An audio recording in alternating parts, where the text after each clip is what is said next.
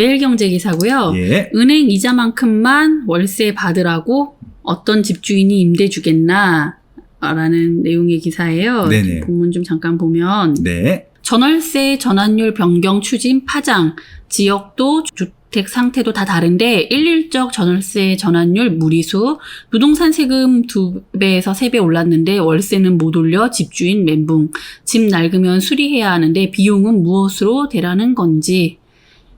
이게 그 전월세 전환율을 뭐 2%로 네. 이제 뭐 또 바꾸는 법을 추진하겠다 뭐 이런 기사를 본 것 같아요. 네네. 그래서 아마 지금 뉴스가 된 것 같은데,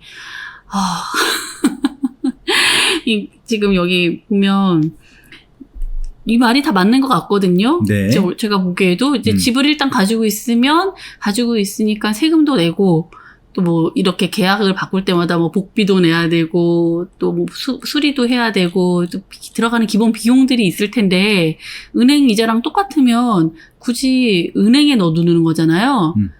그러니까 집을 어차피 은행 넣어두나 월세 주나 똑같으니까 다 집을 팔으라 이런 시그널인 거죠. 그것도 아닌 것 같아요. 그래요? 왜냐면 팔게 되면은 이제 네. 대부분들이 세입자분들이 그 집을 사서 무주택자들이 이제 유주택자가 돼야 되는데 그것들을 원하시지는 않거든요. 또 당장 임차를 사야 될 이 부분들이 있으니까 어떤 말씀이냐면요. 결국은 지금 목적이 뭔지 모르겠어요. 아니 근데 제 생각에는 진짜 이렇게 막 이렇게 대입을 해서 생각을 해보면 네.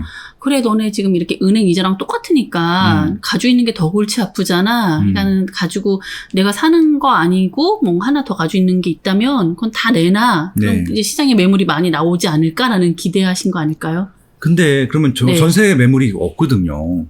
그러니까 그렇게 막 이렇게 우르르 나오면 네. 어느 정도 좀 안정이 되지 않을까요? 그러니까 아마 그렇게 1차적인 목적을 가지고 지금 정책이 이렇게 나오는 것 같다는 생각이 드는데 네. 정책을 짜시는 분들은 그렇게 짜면 안 되는 거잖아요. 그 다음 단계에 어떤 영향들이 파장을 펼치고 가는 것들인지일 텐데 단순하게 지금 이 주택 시세를 잡겠다라고 이렇게 그 물건을 풀어놓게 되면요. 제가 말씀드렸잖아요. 안 파는 물건들은 안 판다니까요. 파는 물건들은 팔고요. 그러니까 이게 다 주택자들이 필요한 게 그 양쪽 시장들을 오가면서 어느 정도 시장을 안정시켜주는 것들이거든요. 빠지면 안 되는 시장들이 있어요. 특히 지방처럼 수요가 좀 없는 지역들은 다 주택자들이 어느 정도 그 지역의 주택 시세들을 받쳐주는 것들이거든요. 거기서 싼 지역이기 때문에 받쳐주는 것들이 오히려 지자체라든지 정부에 유리한 것들입니다. 근데 너무 많이 오른 지역들은 아무래도 사람들이 부담이 덜하기 때문에 여기는 좀 낮춰서 규제를 하는 것들이 많은데 중요한 것은 이 규제를 하는 지역들은 규제를 하던 안 하던 계속 올라가고요. 규제를 안 하는 지역들은 계속 빠지게 돼 있는데 이것 때문에 더 빠지게 생겼다는 얘기거든요. 그러니까 이게 단순한 문제가 아닌데 이런 얘기를 하게 되면은 자꾸 다 주택자들을 옹호한다라고 생각하시는 분이 있는데 그게 절대 아닙니다. 지금 말씀드렸다시피 전세를 공급해야 되는 사람은 다 주택자일 텐데 전세를 공급하는 지역들을 보면은 대부분 입지가 아주 좋지는 않고요. 적당히 좋고 시세들이 아주 높지는 않고 적당히 비싼 지역들인데 그런 지역들 같은 경우는 세입자랑 아니면 자가주랑 자가 하시는 분들이 좀 적절히 섞여 있는 경우가 많거든요. 근데 그런 부분들 같은 경우는 자연스러운 좀 다주택자들이 존재할 수 있게 해주는 제도들이 필요하다는 말씀을 드리고 싶은 겁니다. 대표적인 지역이 지방이에요. 지방입니다. 지방 같은 경우는 투자자가 들어오지 않으면은 집값이 안 올라갑니다. 근데 그걸 안 올라가는 것들은 지방 경기에도 별로 안 좋은 것들이잖아요. 그런 부분들을 말씀드리고 싶었던 것들이기 때문에 이 말씀은 뭐냐면 제가 좀 노골적으로 솔직한 말씀을 드릴게요. 여러분들이 다 주택자예요. 주택자입니다. 근데 그분들이 수익이 안 보이는데 이걸 투자할 이유가 있을까요? 굳이 없죠. 그럼 당연히 은행에 있는 금리보다도 낮게 수익을 갖고 가라고 하는 건데 결국은 이것저것 비용 다 빼게 되면은 누가 하겠습니까? 펀드를 하는 게 낫고 리츠를 하는 게 낫고 그런 것들이잖아요. 네. 모르겠습니다. 근데 이렇게 단 다음에 전세를 도대체 누가 공급할 것인지 전세를 없애겠다고 하는 토론도 안 했어요. 솔직히 말씀드리면. 그러니까 몇몇 국회의원이 월세도 살아도 괜찮다라고 하는 황당한 멘트를 날리신 분들도 있는데 그거는 시장에 그분들한테 한번 상처가 되는 말인 거잖아요. 그러니까 서로 다 이게 조건이 안 맞는 것들이거든요. 대한민국의 전세 제도가 지금까지 왜 존재했는지에 대해서 이게 누가 억지로 만든 제도가 아니잖아요. 임대인과 임차인의 의사 관계가 맞았기 때문에 그러니까 임대인들은 어떻게 보면 무이자로 임차인들의 보증금을 갖고 집을 투자한 것이었었고 임차인은 월세를 내지 않고 그냥 무임 거주를 한 거잖아요. 그러니까 그것도 조건이 맞았기 때문에 이 전세제도라는 거 하는 것이 유지가 됐는데 이것들을 좀 깬 겁니다. 그냥 임의적으로. 근데 이거는 시장에서 자연스럽게 깨지도록 해야지 그냥 깬다고 깨질 수 있는 부분들이 아니거든요. 근데 이 전세를 몰랐던 뭐 선진국 같은 경우는 이게 먹힐 수 있겠지만 전세제도가 대부분이었던 우리나라 임차 시장에서는 굉장히 좀 큰 문제가 나올 수밖에 없을 것 같다. 뭐 그런 좀 분석들을 해볼 수 있겠네요. 네, 아무튼 좀 살짝 걱정이 됩니다. 네. 네. 마지막 기사입니다. 머니투데이 기사고요. 전세 역기능 막으려면 집주인이 보증금 못 쓰게 막아야, 이게 제목이에요. 그래서 지금 뭐 전세 때문에, 전세 제도 때문에 우리나라 그 집값 상승이 많이 됐다라는 어떤 내용 아래서, 뭐 전세 제도 아래서 세입자는 최소 2년 동안 안정적인 주거지를 마련하면서 목돈을 모을 수 있다. 반면 집주인은 2년 동안 전세 보증금만큼의 자금을 무이자로 대출받는 효과를 누린다. 전세는 세입자가 주거 안정을 깨할 수 있다는 점에서 순기능을 하지만 집주인이 무이자 대출이 가능하다는 점에서 투기의 요인이 될 수도 있다. 이제 요런 내용의 기사고요. 그 기사에 이제 세 분이 인터뷰를 하셨더라고요. 네. 그래서 각각 인터뷰를 한번 좀 제가 읽어봐 드렸으면 좋겠어요. 네.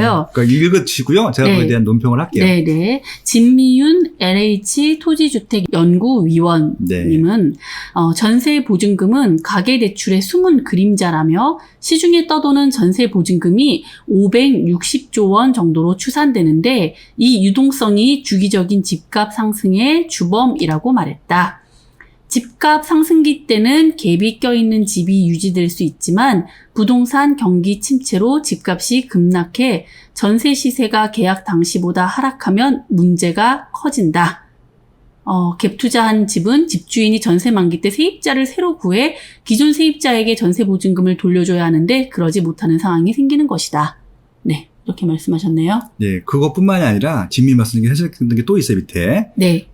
미국 등 해외에서는 임차 보증금이 시장의 유동성을 흘러들어가는 거 막고 있다며 우선 집주인은 월세만 받고 일정 금액의 임차 보증금을 받으면 나라에서 정한 은행에 넣어두고 다른 용도로 쓰지 못한다라고 말했다. 이에 은행에 맡긴 임차 보증에서 나오는 이자는 임차인에게 돌려준다며 이 전세 보증금을 악용하여 집을 사고 팔기를 반복하며 다른 사람의 주택 매입 기회를 막는 행위를 규제로 차단해야 한다라고 지장을 한 거예요. 일단 네. 진미윤 박사님은, 예, 저를 아시겠죠? 예, 저도 진미윤 박사님을 아니까. 제가 10여 년 전에 갤럽 있을 때 주거실태 조사를 같이 기획했고, 같이 조사해서 같이 분석을 했던 연구원입니다. 네. 예, 제가 잘 아시고 훌륭하신 분이세요. 책도 많이 쓰셨고, 김수현 수석님하고 책도 쓰셨죠? 꿈의 주택 정책을 찾아서라는 책을 썼던 분이시기 때문에 아마 그 책도 읽어보신 분 많을 겁니다. 되게 훌륭하신 분이고, 박사님이시니까, 예, LH공사. 근데요, 이제 이게 뭐냐면은, 이분은 학자시잖아요. 그러니까 학자시기 때문에, 그러니까 이론을 갖고 설명을 하신 것 같습니다. 그러니까 그런 거죠. 근데 그렇게 되면은, 그러니까 전세 제도에 대해서, 분석을 하다 보니까 전세 제도 때문에, 갭 투자라는 게 만들어졌고, 갭 투자 때문에 우리나라가 시세가 올라갔다라고 판단을 하신 것 같아요. 근데 중요한 건 뭐냐면은, 제가 아까도 말씀드렸지만, 예, 가계 대출의 숨은 그림자 맞고요.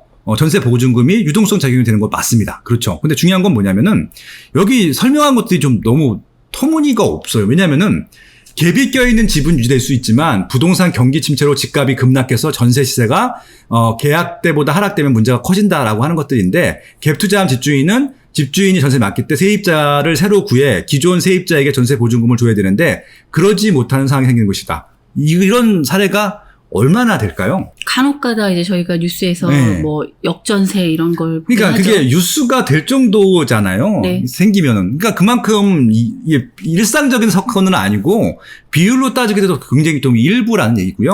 지금 갑자기 생각이 났어요, 소장님. 네. 이분은 하루 종일 이런 것들을 연구하시는 분인데 네네. 지금 우리나라 앞으로 뭐 전망도 하시고 할 거 아니에요. 예. 역전세가 많이 날 거라고 예상을 하신 거 아닐까요? 그러니까 그런 지역들이 생길 수 있죠. 네. 근데 그런 지역들은요, 규제를 안 하시면 돼요.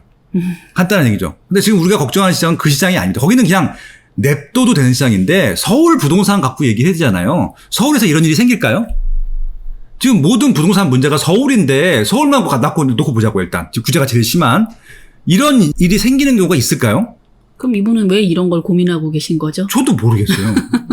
그러니까 그러니까 주거실태조사 저랑 같이 했을 때 주거실태조사 결과 보고서 이런 거는 전혀 예상할 수가 없는 거잖아요. 지금 서울에 집이 부족한 거잖아요. 지금 그리고 매매가랑 전세가랑 갭이 엄청 크다고요. 갭투자를 할 수 있는 그 갭이 아니고요.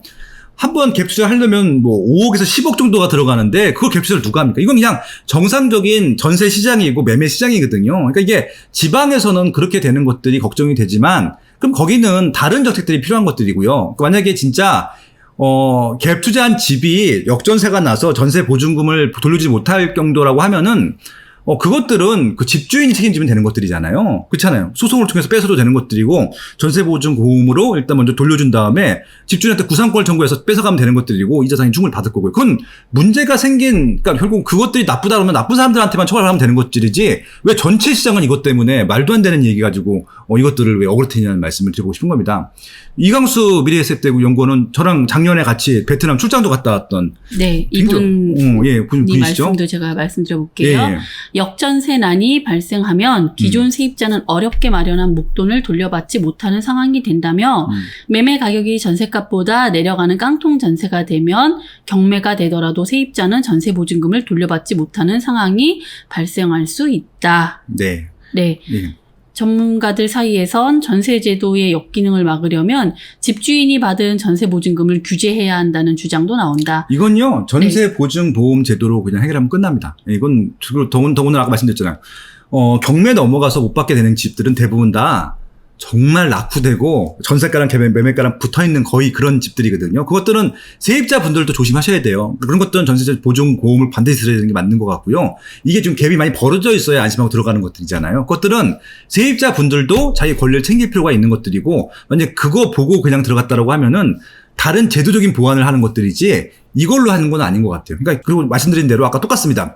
이런 문제가 생기는 지역들은 딱 정해져 있어요. 이렇게 생기는 집들은 딱 정해져 있는 것들이라고요. 그러니까 오히려 아파트에서는 거의 이런 문제가 없습니다. 대부분 다 빌라, 다세대 이런 데 생기는 것들이죠. 그러니까 경매를 안 해보셨을 것 같아요, 제 생각에는. 그러니까 결국은 경매에서 이런 경우들은 대부분 다 그런 겁니다. 그러니까 결국은 이렇게 경매가 넘어갈 만큼 대출이 많은지도 따져보지 않고 들어갔다는 얘기잖아요. 이건 말이 안 되는 거잖아요. 그러니까 기본적으로 이런 사태는요, 진짜 0.0001%도 안 되는 사태들이거든요. 이 경매로 넘어가서 이런 거였고 아파트에서는 거의 일어나지도 않고요. 그러니까 지금 진미윤 이 박사님이나 이광수 위원 같은 경우는 극히 일부 사례 가지고 전체인 것처럼 하시면 안 된다는 말씀을 드리고 싶은 것들이고 또 하나는 뭐냐면은 서울에서는 이런 일이 거의 발생하지도 않는다는 말씀도 좀 들어보고 싶네요. 그렇습니다. 네. 네. 최상욱 전 하나금융투자연구위원은 전이라고 썼네요. 네, 전이라고 굳이 아직 저기 휴가 기간으로 알고 있는데 저기 그러신가요? 마지막 연차 휴가 쓰고 있는 걸로 알고. 예. 네. 금융산업은 규제산업이고 네. 과도한 레버리지는 금융산업에 악영향을 미치기 때문에 규제받지 않은 사금융은 사라져야 한다며 네. 갭 투자를 한 집주인의 금융 차입금 한도에 전세 보증금도 포함시켜야 한다고 주장했다. 이거는 제가 작년에 인터뷰 안 한 것 같은데 이거 저기 어디야 그 신과 함께에서 나왔던 네. 그 멘트 따가지고 그냥 한 것 같다는 생각이 살짝 들거든요. 네.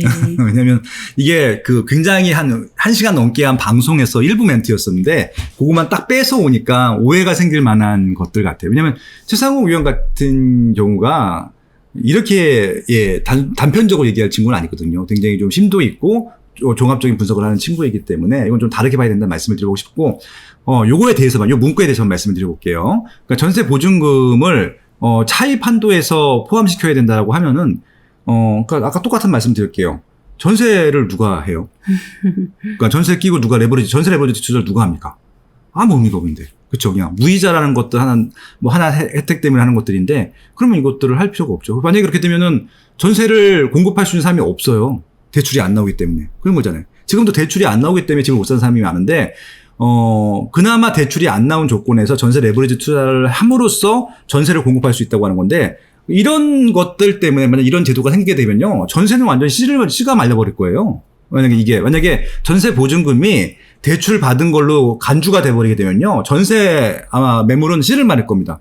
이거는 이 전세 시장을 완전히 괴멸시키는 것들이거든요. 이건 말이 안 되는 거잖아요. 예, 그렇죠. 그리고 마지막으로 아까 얘기했던 거, 진미윤 박사님께서 하셨던 거, 제가 이제 하나 기준을 드릴게요. 부동산 시장 얘기하면서 외국 사례 갖고 오시는 분들 있어요. 네. 그리고 공공재 운영하시는 분이 있습니다. 두 분, 그렇게 말씀하시는 두 사례는요, 그냥 듣지 마세요. 왜냐면은 한국 사례하고 전혀 맞지도 않고요. 그리고 공공재로 풀 것 같으면요. 이게 집값이 강남이 비싸고 도봉구가 싼 것들에 대해서 설명을 할 수가 없어요. 공공재 다 똑같아야 되는 것들이잖아요. 그러니까 군인들이 똑같이 공무기관을 하는 것처럼 그렇게 똑같은 잣대로 볼 것 같으면 세상에 이 자본주의 사회에서는 해석할 수 있는 게 되게 드물어요. 그러니까 강남이 비싼 건 비싼 이유가 있는 거잖아요. 거기는 사람들의 수요가 많은 것들이고 어떻게 보면은 조금 고급 사치제라고 봤을 때 좀 이해가 될 수 있는 부분들이 있는 것들인데 공공재라고 하는 순간 강남은 비싼 것들에 대해서는 아무 이유로 또 댈 수가 없는 거예요, 저희가. 그러니까 강남에 살고 싶은 사람이 많으니까. 그러니까 수요 대비 공급인 거잖아요. 네, 다른 곳도 강남처럼 네. 좀 그렇게 살고 싶은 곳으로 만들어 주시는 게 좋을 것 같은데. 그러니까 뭐 다 네. 모르겠습니다. 그건 뭐 제가 하도 얘기를 해서 네. 이게 이 공급을 남아 돌 때까지 해라. 관광교통을 빨리 만들어라. 뭐 또 그런 얘기만 했는데 일자리 좀 분산시켜라. 어차피 그거 못 하실 것 같으니까 안 하실 것 같은데 다른 건 모르겠어요. 전 여러분들만 보고 지금 방송을 하겠습니다. 앞으로요. 어떤 전문가든지 간에 해외 사례 얘기하거나 공공재 얘기하는 순간 그건 덮으십시오. 그냥. 보실 필요도 없고 들으실 필요도 없습니다. 그렇게 좀 기준을 정해드리면서 오늘 뉴스 브리핑 마치도록 하겠습니다. 네. 네, 감사합니다. 뭐 추가적으로 하실 말씀 있으세요? 아니요, 건강하시고 많은 네. 분들 진짜 더 이상 비 피해 없이 네. 좀 잘 마무리됐으면 좋겠습니다. 저도 기도하는데요. 정말 비 피해 진짜 물이 정말 무서운 것 같습니다. 아무튼 비 피해가 정말 없으셨으면 하고요. 혹시 이제 그 본가라든지 처가댁이라든지 그리고 또 지방에 계신 분들은 한번 꼭 안부 전화도 좀 해보시면 좋을 것 같고요. 정말 대한민국 전체 국민들이 잘 사는 선진 나라가 됐으면 좋겠다는 생각을 해보고 있고요. 다시 말씀드리지만 똑같은 잣대로 부동산 시장을 보면 안 됩니다. 강남은 강남 논리가 있고요. 지방은 지방 논리가 있습니다. 그렇기 때문에 분명히 철저하게 입지별 상품별로 다른 기준으로 정책이 나왔으면 좋겠고요. 여러분들도 다른 기준으로 부동산을 보셔야지 이 시장을 이해하실 수 있고 활용하실 수 있다는 말씀을 드리면서 오늘 뉴스 브리핑을 마치도록 하겠습니다. 네, 건강하시고요. 고맙습니다.